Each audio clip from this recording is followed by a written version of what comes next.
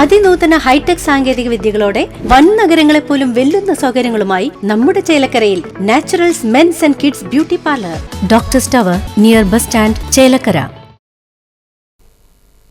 പരിസ്ഥിതി പ്രവർത്തകനായ യു അയ്യപ്പന്റെ നാണയ കറൻസികളുടെ പ്രദർശനമേള നടത്തുന്നു.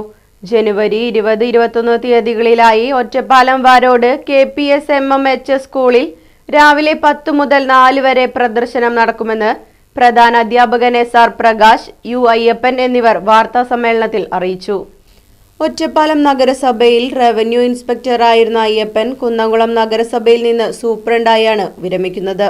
അപൂർവ നാണയങ്ങളെയും കറൻസികളെയും കുറിച്ച് പഠിക്കാൻ വിദ്യാർത്ഥികൾക്ക് അവസരമൊരുക്കുക എന്ന ലക്ഷ്യത്തോടെയാണ് മേള സംഘടിപ്പിക്കുന്നത്. 1991 മുതൽ ശേഖരിച്ചു തുടങ്ങിയ നാണയ കറൻസികളുടെ പ്രദർശന മേളയാണ് നടത്തുന്നതെന്നും ഇന്ത്യയുടെ ഇതിനു പുറമെ 38 രാജ്യങ്ങളുടെ കറൻസിയും നാണയത്തുട്ടുകളുമാണ് മേളയിൽ പ്രദർശിപ്പിക്കുക എന്നും മുൻപ് തിരുവിതാംകൂറിലുണ്ടായിരുന്ന അണ ഉൾപ്പെടെ രാജ്യത്തെ തന്നെ അപൂർവ കറൻസികളും ശേഖരത്തിലുണ്ട് എന്നും വാർത്താ സമ്മേളനത്തിൽ അയ്യപ്പൻ പറഞ്ഞു.